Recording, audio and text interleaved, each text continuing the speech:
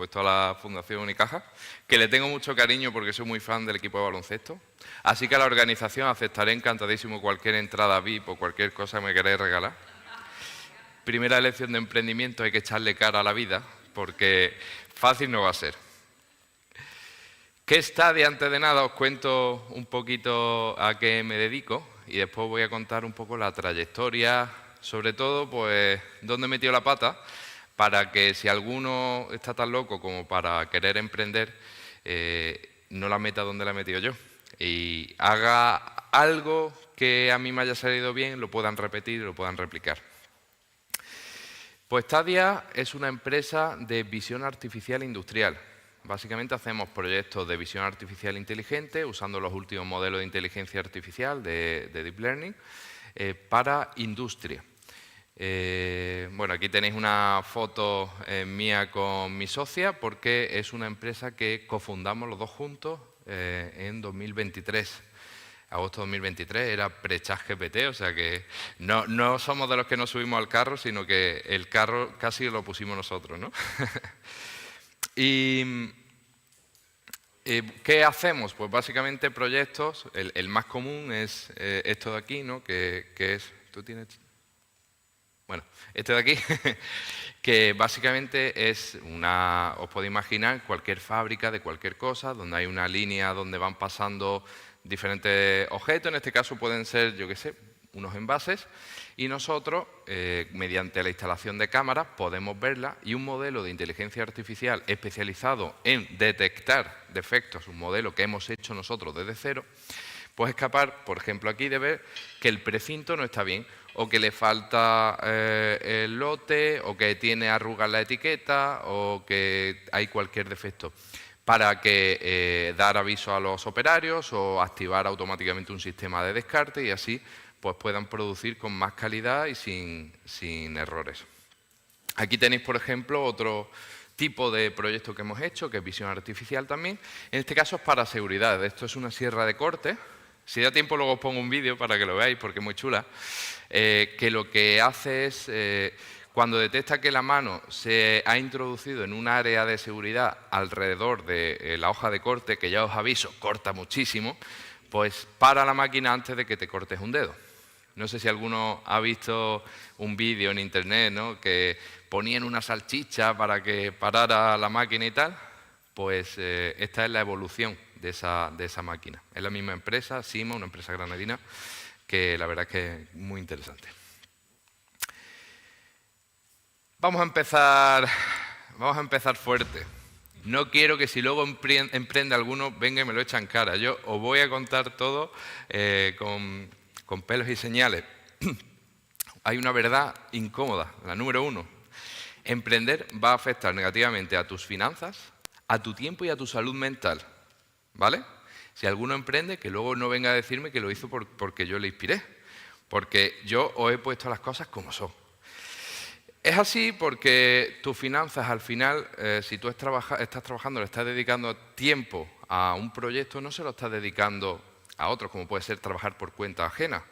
Con lo cual, tienes que tener cierta capacidad financiera. Tu tiempo es lo que más se va a resentir de todo, porque a lo mejor lo haces fuera de horas de trabajo, o a lo mejor lo haces en fines de semana, o a lo mejor lo haces durante mucho tiempo, porque al final es muy complicado comenzar. Y tu salud mental, porque esto es una montaña rusa. Un día estás eufórico porque has conseguido un proyecto muy importante y al otro día pues estás casi con una depresión porque no has podido firmar un proyecto que te hacía mucha ilusión o algo que tú dabas por hecho, pues no ha salido. Pero, os voy a contar personalmente mi caso. ¿Qué he visto yo después de emprender? Pues es una tontería, pero a mí me gustan los domingos por la tarde. Cuando yo trabajaba por cuenta ajena era el peor momento de la semana. Había disfrutado un fin de semana maravilloso y ahora tenía que pensar en que al día siguiente tenía que ir otra vez al trabajo y mira que me gustaba lo que hacía. Pues ahora no. Ahora los domingos por la tarde yo estoy contento porque he disfrutado un fin de semana, pero tengo ganas de ir, pues porque normalmente tengo muchas cosas a medias que terminar, muchas cosas que quiero cerrar y tengo ese interés, ¿no? Es una inversión de riesgo. Aquí habéis hablado mucho de inversiones y vais a hablar de inversiones. Sí, es una inversión de riesgo. ¿Qué significa eso? Que el retorno puede ser muy alto, pero también la probabilidad de fallar, la probabilidad de no recibir retorno es también muy alta. De hecho, probablemente es la inversión que más riesgo tiene, porque la probabilidad de fracaso es muy alta. Pero es probablemente uno de los pocos riesgos que dependen de ti. Cuando tú inviertes en alguien externo o en alguna, o sea, de las diferentes opciones que hay, tú puedes hacer un estudio muy pormenorizado, puedes hacer lo que tú quieras, pero una vez que tú empiezas a invertir, tú eres un pasajero en un tren que lleva a otro. Y, bueno, tu capacidad de influencia es bastante limitada. Aquí, sin embargo, eres tú quien lleva la rienda. Ojo, eso no significa que vayas a llevarlo siempre a buen puerto, pero por lo menos depende de ti. Y cuando hay un fracaso, al menos sabes que ha sido por culpa tuya y no porque alguien ha hecho algo que no debería. Y yo decido sobre mi tiempo. Sí, emprender me ha hecho tener que hacer y dedicar mucho tiempo en horas que a lo mejor no deberían de haber sido, o sea, no eran horas laborables, por decirlo así, viernes por la noche, sábados por la mañana. Pero ahora ya, pues tengo tiempo para recoger a mi hijo del cole todos los días si quiero, aunque pilla una hora un poco regulera, o no sé cuántos días de vacaciones tengo al año. Os lo digo de verdad, yo cuando necesito vacaciones las cojo y como no tengo que dar explicaciones a nadie, sinceramente es que no sé cuántos días de vacaciones tengo al año.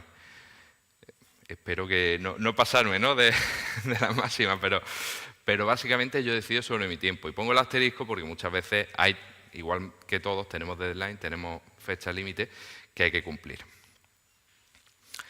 Este avión es una representación de algo que pasó en la Segunda Guerra Mundial.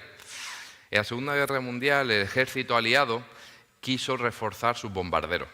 Entonces, ¿qué hicieron? Oye, vamos a estudiar dónde recibimos los impactos de bala y vamos a reforzar esa zona y así conseguimos que el avión sea más resistente a esos impactos de bala. Pues, ¿qué hicieron? A todos esos aviones que habían vuelto de batallas, los analizaron, apuntaron dónde habían tenido impactos de bala y se dieron cuenta que había grandes grupos, pues aquí en las alas, aquí en el centro, y había zonas donde nunca había disparos. Aquí abajo, allí en los motores, en el morro, con lo cual, ¿qué dijeron ellos? Pues vamos a reforzar la ala y vamos a reforzar el centro. Menos mal que había allí un estadístico, Abraham Walt, que les dijo, chicos, esto nos está costando otra historia.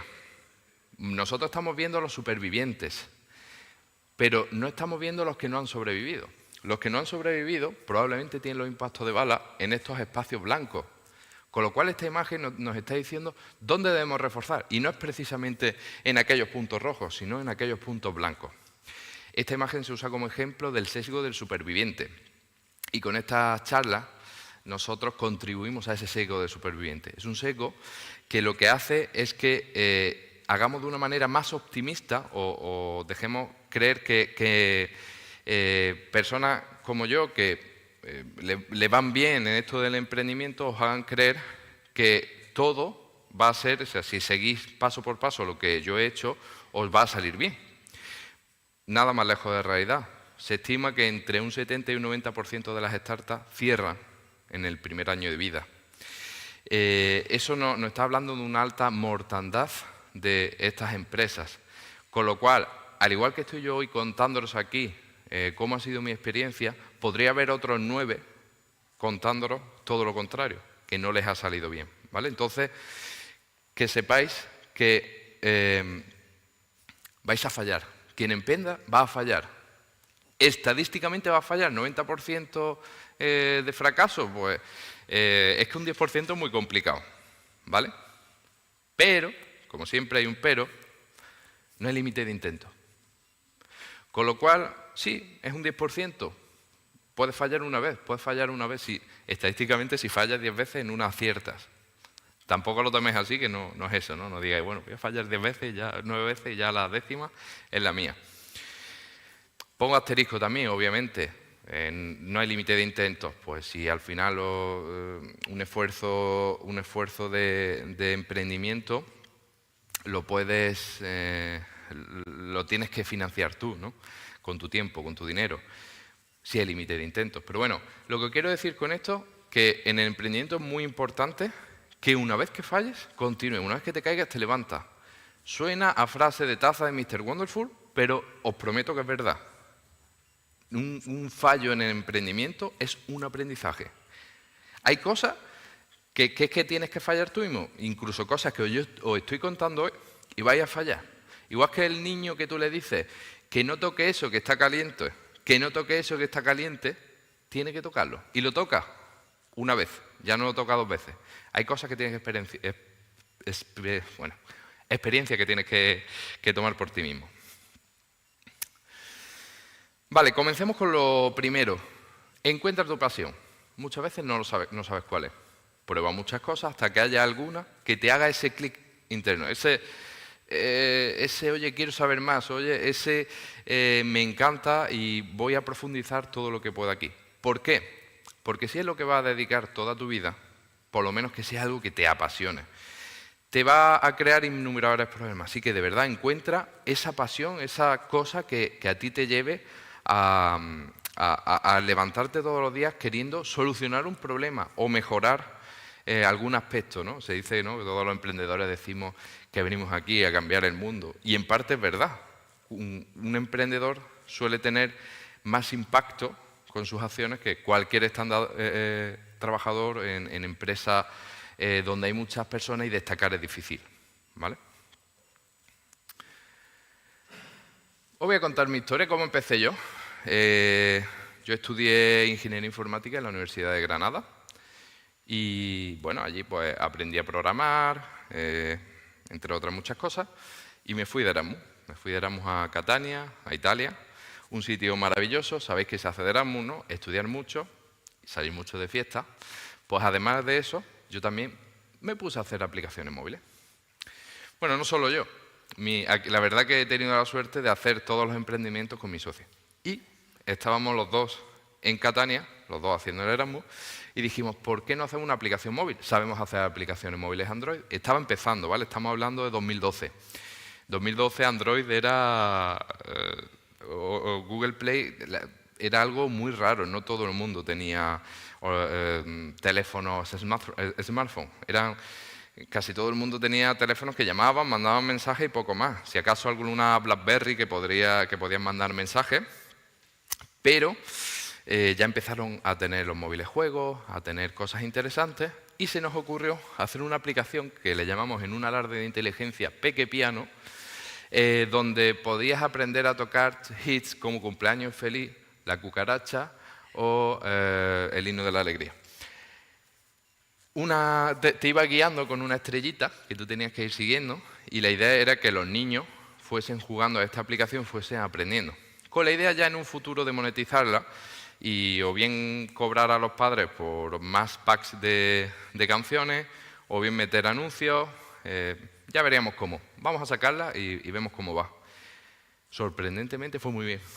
40.000 descargas.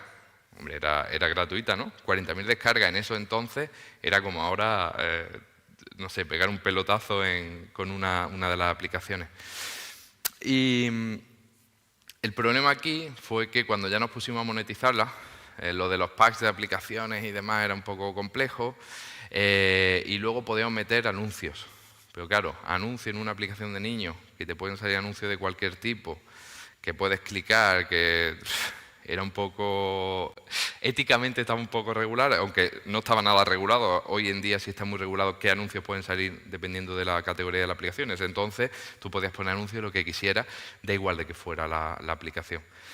Bueno, pues aquí nos encontramos un poco problemas con el tema de que cuando empezamos a ver, vale, vamos a cobrar por esto, vamos a poner anuncios, nos dimos cuenta que teníamos que pagar autónomos, que era una pasta, y que no nos merecía la pena.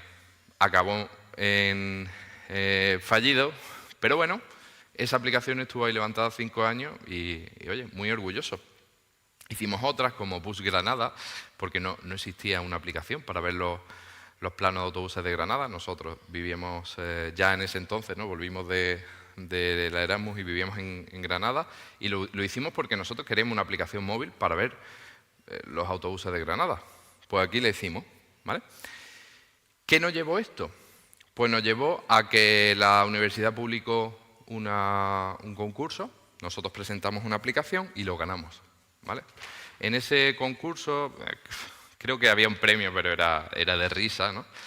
Pero nos dio a conocer dentro de la Universidad de Granada cómo, oye, estos dos chicos saben hacer aplicaciones móviles.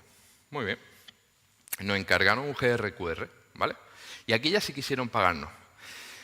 Pero, como no podían pagarnos con dinero, nos dijeron, vamos a hacer una cosa. Os vamos a dejar que vayáis a una tienda de informática y que cojáis lo que queráis. Y ese va a ser vuestro pago.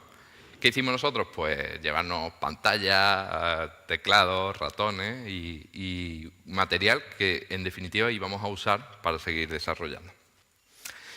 En estos entonces ya estamos terminando la carrera, 2014, hicimos 2013-2014, una Startup Week, que eso os lo recomiendo para quien no la conozca, eso se hace muchas veces, suelen ser weekends, ¿no? Fines de semana, o hackatones o cosas así, donde gente que tiene interés en emprender se junta, hace un proyecto, y, bueno, intentan resolver un problema y luego lo presenta y suele haber un ganador, al ganador pues suelen acelerarlo o usarlo, apoyarlo de diferentes maneras. Y eso hicimos. En nuestro caso, en vez de un fin de semana, una semana entera, tuvimos mentores, que era gente de empresa, y aquí fue la primera vez que yo tuve contacto con gente que venía a contarte lo que tenías que hacer. Oye, que hacer un estudio de mercado antes de hacer solo una línea. Yo sabía programar, yo no sabía hacer un estudio de mercado. Y me dijeron, no, que no programes, que primero preguntes si lo que vas a programar tiene sentido. Y oye, pues mira, si me ahorro horas de programación preguntando a la gente si lo que voy a programar tiene sentido, pues la verdad que es un avance, ¿no? Aprendimos en eso y otras cosas. Sacamos un proyecto que se llamaba Coclo, con un grupo de gente, que era una red social de moda. De hecho, Andalucía Emprende quiso ayudar, bueno, y nos ayudó. Estuvimos unos meses ahí viendo cómo levantar el proyecto. Pero otra vez de nuevo, pues éramos mucha gente, no nos ponemos de acuerdo. Al final, un proyecto, y esto como consejo, buscar socios es muy importante porque tú solo ¿Por qué tener una empresa profesional? La publicidad, bueno, pues si va a un anuncio me callo, ¿eh? Sí, sí. ¿Por dónde iba? Bueno, pues no sé. Bueno, pues básicamente que... los socios, muy importante. Mira que casi me olvida. Muchas gracias, Félix. Los socios, muy importante que cojáis buenos socios, ¿vale? Número reducido de socios. ¿Por qué? Pues porque cuando un proyecto se complica, no puede depender de que 5, como en este caso, 5 o 6 socios se pongan de acuerdo en todo, tengan tiempo para todo, pueden quedar para todo. Quizá 2, 3 es un número bastante más asequible. 3 suele estar mejor porque ante una duda siempre hay un número impar, ¿no? Cuando sois 2, pues tenéis que encontrar un mecanismo para poneros de acuerdo. Cuando haya diferencias, que las vas a ver. ¿Vale? Así que, de esta época, yo os puedo aconsejar que digáis que sí, ¿vale? Van a salir miles de proyectos, miles de ideas. Decís que sí. Sobre todo en época, veo aquí a mucha gente joven. Ahora mismo lo que más tenéis es tiempo. Usadlo. Luego va a llegar un momento que no voy a tener tiempo, pero ahora tenéis tiempo para decir que sí a cosas y experimentar mucho, ¿vale? Eso sí, intentad que os aporte, decid que sí a lo que os puedo aportar. Pero también tenéis que aprender a decir que no, a lo que no aporte. Es muy complicado, siendo informático, no sé si aquí hay algún informático en la sala, una cosa que me pasaba mucho era que la película de Facebook hizo mucho daño. La gente veía que tenía una idea, esa idea te hacía millonario, la idea. ¿Vale? Entonces venía a mí y me decía, tengo una idea maravillosa. Yo te la digo, tú la haces y vamos a media. No, las ideas no valen un duro. No valen un duro. De verdad, lo que vale es la ejecución de la idea. Y para eso, si alguien te viene y te dice, tengo una idea, yo te la digo, tú la haces, y dices, no, tengo una idea, tú la haces y yo te ayudo. y vamos a media, ¿vale? El esfuerzo equitativo. Siempre que emprendáis con socios, el esfuerzo tiene que ser equitativo. Hay una cosa muy importante que es el pacto de socios, se suele hacer al principio. Un documento legal, que tiene validez legal, de si esto va a algún lado, ¿quién es dueño de la empresa? ¿Qué porcentaje se queda cada uno? Y ahí hay que poner que todos los socios tienen que hacer lo mismo, porque no es lo mismo que hoy nos sentamos de colegueo en una silla, vamos a empezar este negocio, ese negocio llega a buen puerto, hay dos que han estado trabajando y se han dejado la vida en ello, hay uno que solo estuvo sentado en esa silla y sin embargo tiene derecho a un tercio del proyecto, ¿vale? Pacto de socios, dejarlo por escrito, hablar las cosas, muy bien, dejarlo por escrito y firmado, mejor. Parece una tontería que 3 chavales jóvenes se sienten y firmen si esto al final acabamos gobernando el mundo, ¿cómo nos lo dividimos? Parece una tontería, pero firmarlo. Y, bueno, lo habéis intuido, en etapas más tempranas, lo más importante es aprender, ¿vale? Parece muy importante, oye, voy a ganar mucho dinero, No, voy a aprender que ya habrá tiempo de ganar dinero. Ya habíamos vuelto, estábamos terminando la carrera y dijimos, ¿qué hacemos bien? ¿Sabemos hacer aplicaciones móviles? Sí. ¿Qué vamos a hacer? Una empresa de aplicaciones móviles. Le llamamos Wish Your App. Mirad qué logo tan bonito. Y básicamente veníamos a resolver el mundo del desarrollo de aplicaciones móviles, porque nos dimos cuenta, gracias a la Startup Week, yo ya sabía que había que hacer un estudio de competencia. Y yo miré a la agencia de desarrollo y me di cuenta de varias cosas. Uno, era muy cara, pero muy cara, que costaban las aplicaciones una auténtica barbaridad. O a mí me parecía una barbaridad. Dos, el proceso de pedir un presupuesto era muy largo. Tú ibas allí, le contabas tu idea. Ellos pensaban, te volvían con una división de cómo haría las vistas, no sé cuánto, luego volvían. Total, de una semana a un mes para que te den un presupuesto. Yo quería algo como Amazon, que quiero esto, yo lo pongo y me dé ¿cuánto me va a costar mi aplicación? Hombre, para eso pues yo le tengo que pedir al usuario que me diga cómo va a ser la interacción en su aplicación, las diferentes vistas que tiene, funcionalidades. Tú me lo pones aquí, lo hicimos en una plataforma muy sencillita donde tú podías subir todos los materiales, describir todo lo que tenía, una calculadora donde tú marcabas todo lo que necesitabas y tenías en ese momento lo que te iba a costar la aplicación, le dabas un clic y automáticamente el presupuesto estaba hecho, ¿vale? Nadie usó esa calculadora, nadie. ¿Por qué? Porque nosotros miramos la competencia, pero no miramos el usuario, el que pide aplicaciones.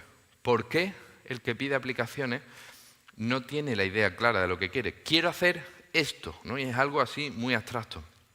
Cuando yo le pedía, divídelo en pantalla, interacciones, dime qué funcionalidades tiene, si usa GPS, si usa la cámara de fotos, no sabían realmente qué es lo que iba a usar.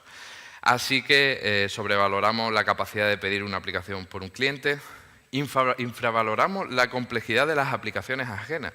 Yo sabía lo que yo tardaba en hacer una aplicación, como Pequepiano, porque ya había hecho varias, y yo podría ponerle precio muy fácilmente. Pero la gente no sabe lo que quiere y luego te va a pedir más cosas y modificaciones y cambios. ¿Qué pasa? Que al final, si yo te fijo un precio, ese precio luego se va a incrementar. ¿Qué hacen todas las agencias de desarrollo? Oye, pues si este es el precio, yo te doy un precio muy superior porque sé que me va a cambiar cosas. Y aún así, cambiando esas cosas, yo tengo que seguir siendo rentable. Por eso los precios eran mayores.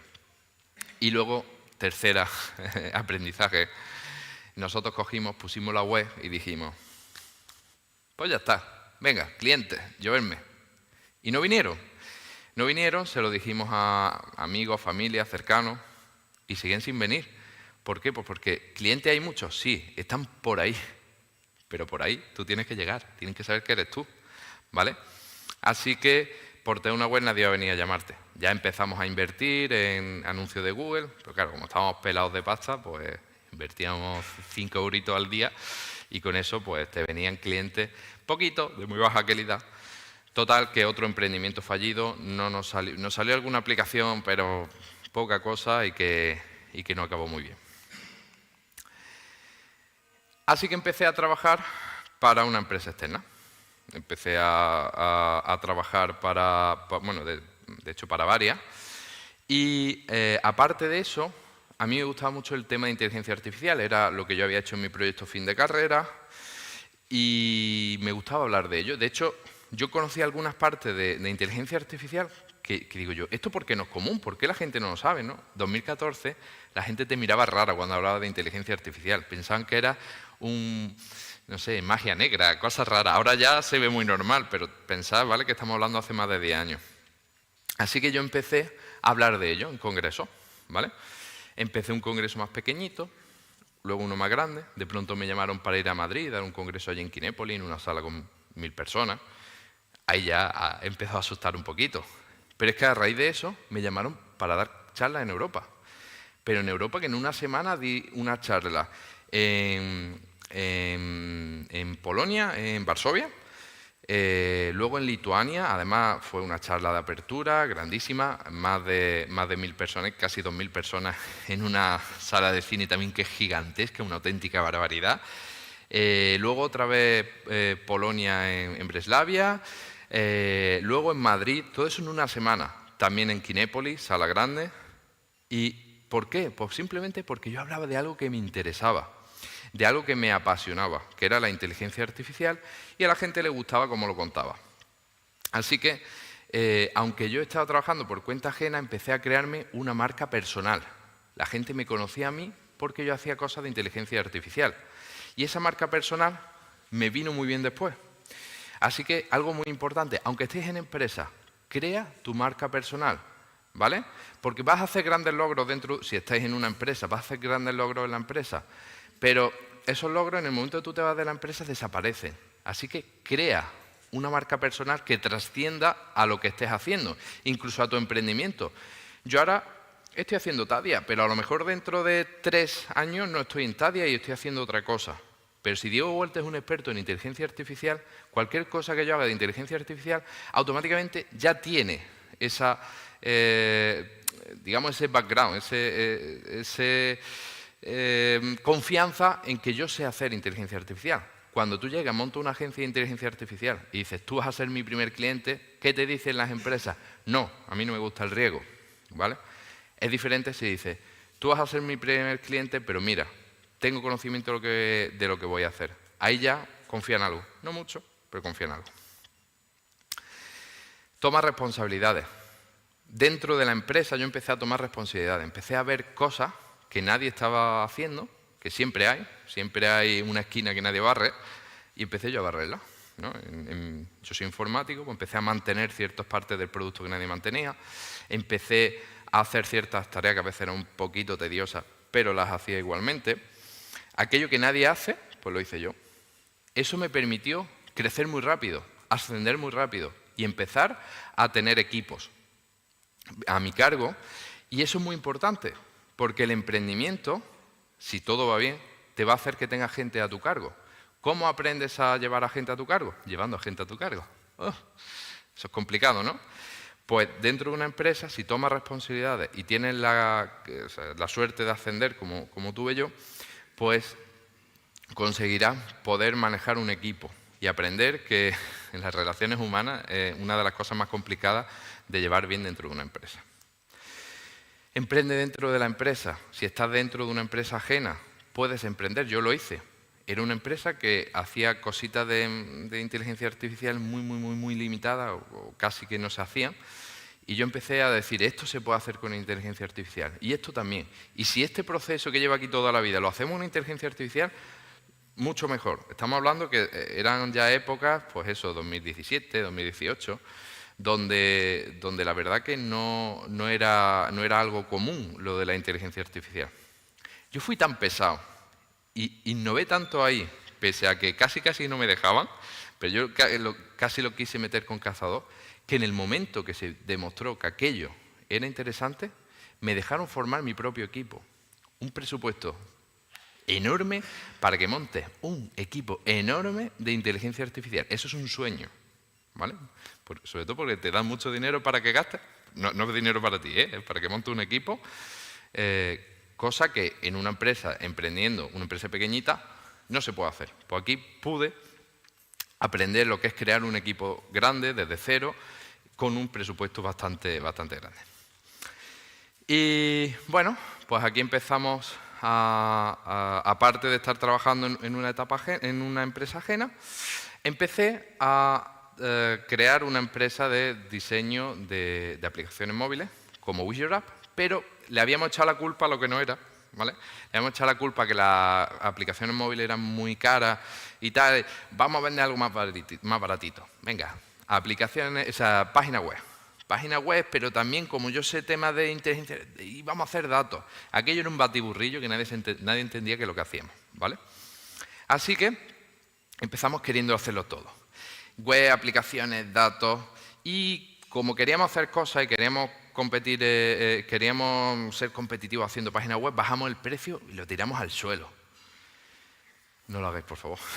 No lo hagáis. Nunca compitáis en precio. Siempre va a haber alguien que lo va a hacer más barato que tú, ¿vale? Y al final lo que vas a hacer es crear un negocio que no es rentable. ¿Teníamos mucho trabajo? Sí, pero no era rentable. O sea, yo esto lo hacía por las tardes, los fines de semana. Mi socia ya sí pudo dejar su trabajo para dedicarse a tiempo completo aquí. Pero no daba, aquello no daba, no funcionaba porque estábamos vendiendo páginas web muy baratas y casi no vendíamos aplicaciones móviles. Empezamos a vender algunas, pero poquitas. ¿Qué hicimos? Como empezamos a vender aplicaciones móviles, vuelta a los inicios, solo aplicaciones móviles. ¿Qué hacemos? ¿Quitamos la web? No, vamos a hacer una cosa, vamos a duplicarles el precio. Y nos seguían llegando páginas web. Duplícalo otra vez. Y nos seguían entrando páginas web. Oye, mira, esto es una locura. 8 veces lo que costaba antes, ponlo. Y seguían entrando páginas web, o sea, el precio no era el problema. Ahí ya sí eran rentables las páginas web, pero aún así no queríamos hacer páginas web. Decidimos, solo aplicaciones móviles. Y no solo aplicaciones móviles, nos centramos en un nicho que no había en España. Progressive Web App, PWA. Unas aplicaciones móviles que actúan como, que se abren en la web, tienen todas las funcionalidades de aplicaciones móviles, ¿vale? Éramos de los pocos que lo hacíamos en España y la verdad que empezó a irnos muy bien. Así que consejo, especializaros, no seáis generales, no hagáis yo hago de todo. No, eso no funciona, hay mucha gente que hace de todo. Especializaros, haced algo muy bien. Nosotros hacemos PWA muy bien. ¿Qué conseguimos con eso? Hacer aplicaciones para Vodafone, para Repsol, para empresas muy grandes. Y hacíamos además como unas 10 proyectos para Vodafone, otros tantos al año. Eran proyectos muy cortitos, pero eran aplicaciones que llegaban a millones de usuarios. Lo enviaban promocionalmente en mensajes y era una página web era una aplicación móvil que tú hacías, ¿no? Que se hacía por página web. Mandaban por un mensaje y tenía de 0 a, de pronto, 1 millón de usuarios. ¿Sabías que lo que tú hicieras hoy, mañana 1 millón de usuarios lo iban a tener en sus teléfonos móviles? Seguramente alguno de vosotros ha recibido algún minijuego, alguna app promocional de Vodafone. Eso lo hacíamos nosotros. La verdad que nos fue muy bien. Aquí en esta época crecimos un montón y hicimos cosas muy interesantes. Entre ellas, pues nos llamaron de las minas de Río Tinto, que básicamente querían una aplicación web que ellos ya tenían, pero querían adaptarla para poder acceder cuando no hubiese conexión, que es una de las cosas que hacen las PWA. Y claro, en una mina os podéis imaginar que no hay conectividad en todos lados. Así que lo hicimos para ellos. Y la verdad que les gustó mucho cómo trabajamos. Nos encargaron otra cosa, y otra cosa, y otra cosa, y nos recomendaron a otras empresas industriales. Empezamos a trabajar con empresas industriales. Y oye, las empresas industriales pagan muy bien. ¿Vale? Tarde, pero pagan muy bien. Aquello nos gustó. La verdad que hicimos sobre todo un proyecto muy interesante se llamaba Smart Float con Solvay, que es un gigante químico, porque nos recomendaron a esta gente. Esta gente, imaginaros, una empresa gigante de miles de trabajadores a lo largo de todo el mundo, confiando en una empresa, una startup andaluza, para que hiciese un proyecto. Además, este proyecto tenía un componente muy interesante. Y es que nos dijeron, oye, ¿no conoceréis, aparte de la interfaz que la vais a hacer vosotros, no conoceréis a alguien que sepa de inteligencia artificial? Y fue como, no te lo vas a creer, pero yo sé hacerlo. Y me dije, ni de coña. Digo, búscame en YouTube. Marca personal. Le dio confianza de que yo podía hacer también la parte de inteligencia artificial. Primera vez que hacemos una aplicación para industria y primera vez que hacemos una aplicación que tiene inteligencia artificial. No voy a poner el vídeo, muy chulo, salen explosiones y demás, porque es lo que se hace en una mina, porque no quiero perder mucho tiempo. Pero básicamente aquí nació Tadia. Es decir, empezamos a hacer cosas para industria, empezamos a hacer cosas interesantes de inteligencia artificial, y aquí es donde vimos que éramos diferenciales, que podíamos tener un impacto mucho mayor, y empezamos a dejar las páginas web ya no hacíamos, empezamos a dejar las PWA, es decir, las aplicaciones móviles, poco a poco, ¿vale? No fue una transición brusca, para hacer solo para clientes industriales y luego solo proyectos que tuviesen inteligencia artificial. Hicimos varios proyectos bastante gordos para minas de aquí de España y ya empezamos con otra serie de proyectos. Esto fue ya a finales de 2023 y 2024, es decir, el año pasado, pues hicimos un montón de proyectos de visión artificial. Algunos tan chulos como este, no sé cómo vamos de tiempo, porque no me he puesto el reloj. 5 minutos. Vamos a ver el vídeo. Mira, este es uno de los proyectos que hemos hecho con una empresa, el que se ha visto antes de la mano. ¿Podéis darle al play, por favor? Donde es una máquina de corte. Y lo hemos mejorado. Bueno, dejo que la escuchéis. Vuelve la tronzadora de madera de Sima con sistema HandSafe. Esta era la máquina anterior, que paraba cuando detectaba el corte al tocar con el dedo, ¿no? Por el hormiguero y todo. Un sistema HandSafe mejorado, que no requiere que haya contacto de la piel con el disco, sino que se detiene cuando la mano, incluso un solo dedo, rebasa un perímetro de seguridad monitorizado por una cámara. Una cámara con un microordenador dotado de inteligencia artificial entrenada para detectar todos los posibles tamaños y formas en que una mano o unos dedos rebasan ese perímetro.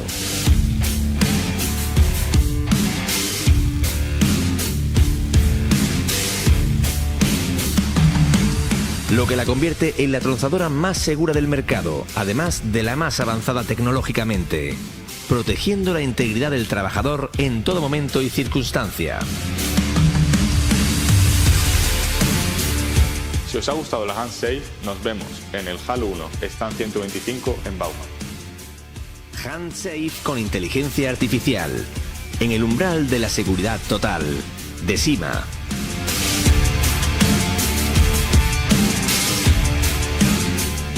De Sima con la inteligencia artificial de Tadia.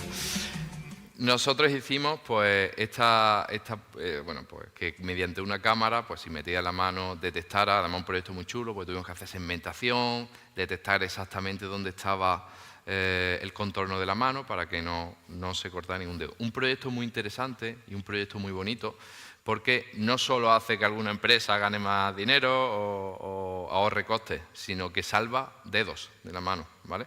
Como decía, todo el mundo busca hacer una empresa para cambiar vidas, y hay una cosa que me gusta mucho que comentan los de Sima, es que dicen que no, que ellos lo que quieren es no cambiar vidas. ¿Me pasas a la siguiente? Que no me vale el... ¿Vale? Esta máquina la hemos puesto en un stand en el Congreso de Inteligencia Artificial de Granada, que fue ayer y antes de ayer. Y la verdad que ha sido muy interesante porque dejamos allí que la gente metiese la mano. Es muy impresionante porque no sabéis cómo suena esa máquina cuando arranca, el disco que tiene, el bocado que pega eso, el susto que da la máquina, y cuando mete la mano, y nosotros en menos de una décima de segundo, entre 60 y 80 milisegundos, damos una orden de parada para evitar que se amputen dedos. Pues la verdad que es muy interesante. Aquí estáis viendo al consejero de Industria y de la Agencia Digital, Jorge Paradelas, que metió la mano en la máquina y se paró. Por eso no lo habéis visto en las noticias. Sí, si no se hubiera parado, entonces a lo mejor no estaba ayudando aquí la charla, también lo digo, ¿eh? Y bueno, es uno de los proyectos que hemos hecho bastante. Pero quizás este es uno de los más bonitos y bueno, que veáis que realmente hemos llegado aquí no porque un día yo me levanté y dije voy a hacer visión artificial para industria. De hecho, al principio no hacíamos visión artificial, porque pensábamos que había muchas empresas que hacían visión artificial. Hay empresas de visión artificial, pero visión artificial de hace 10 años. no la de ahora, porque ahora hay modelos de inteligencia artificial que permiten ser mucho más exactos, con muchísimo menos entrenamiento, un hardware más barato. No voy a meter el rollo, pero básicamente empezamos como inteligencia artificial de lo que sea y volvimos a especializarnos, visión artificial, porque lo hacemos diferente al resto con estas nuevas técnicas, estos nuevos modelos y este nuevo hardware, y gracias a eso pues, nos permite hacer proyectos tan chulos como este. Así que, de nuevo, esto, como veis, no es una cosa puntual, es un camino donde hay muchos fracasos. Tengo la suerte de que no han sido fracasos que no me hayan permitido seguir adelante, así que aquel que tenga interés en emprender, tiene que ser algo, sepáis que va a ser un camino duro, pero es algo muy bonito, porque yo conseguí una cosa, un concepto japonés. ¿Podéis darle a la imagen que se vean grandes?